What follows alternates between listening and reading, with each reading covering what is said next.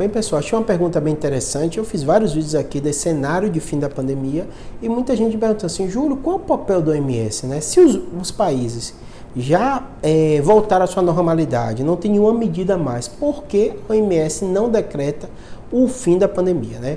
E eu vou explicar um pouquinho para vocês. Toda vez que a gente fala o mundo, né, a gente tem duas coisas. A gente olha para os países que a gente considera mais relevante do ponto de vista científico, né? Então, geralmente Estados Unidos e Europa tem um destaque muito grande na nossa cabeça, né?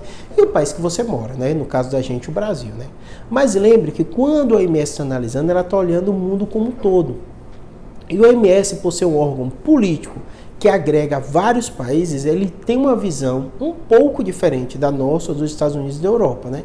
Cada país tem sua autonomia para fazer suas decisões, mas algumas competências são específicas do OMS. Então, como a pandemia envolve o mundo inteiro, é a OMS o órgão que decreta a pandemia e que decreta o fim da pandemia. E como a OMS não está olhando só os Estados Unidos, Brasil e Europa, ela está olhando o mundo como um todo, né? Ela observa muitas vezes que esse cenário de definição é necessário de um consenso científico.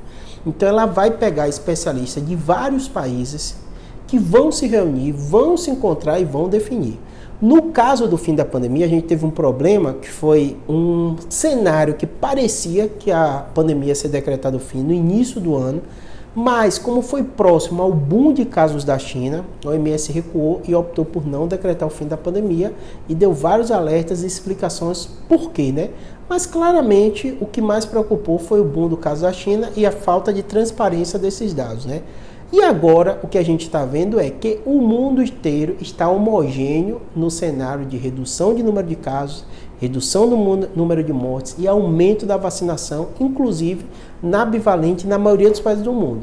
Então o cenário hoje é muito mais benéfico. Só que a OMS tem um time, tem um tempo de reunir, de encontrar, então ela está marcando a reunião, né, para agora, em abril, para justamente tentar decretar o fim da pandemia.